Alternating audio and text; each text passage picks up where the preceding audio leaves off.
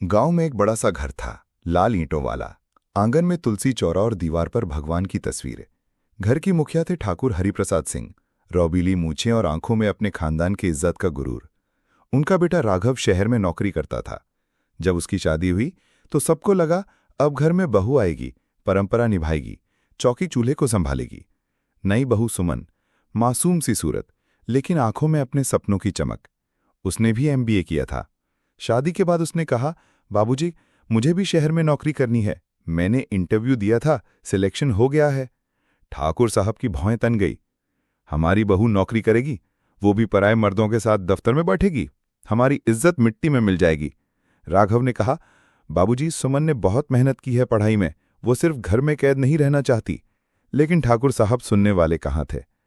औरतों की जगह रसोई में होती है, नौकरी चाकरी मर्दों का काम है। सुमन चुप रही, मगर अगले दिन उसने कुछ ऐसा किया जिसने सबको चौंका दिया। गांव में एक स्कूल था, टूटा फूटा। मास्टर जी भी साल में बस 2 महीने और बच्चों की पढ़ाई का कोई ठिकाना नहीं था।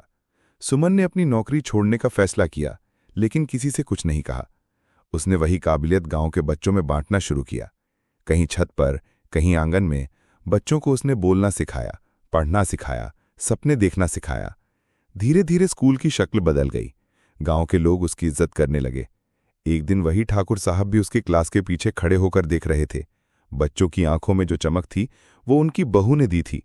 ठाकुर साहब ने पूरे गांव के सामने कहा, हमारी बहू ने हमारी नई पीढ़ी को काबिल बना दिया है। इज्जत और काम के लिए दफ्तर नहीं, जज्बा चाहिए।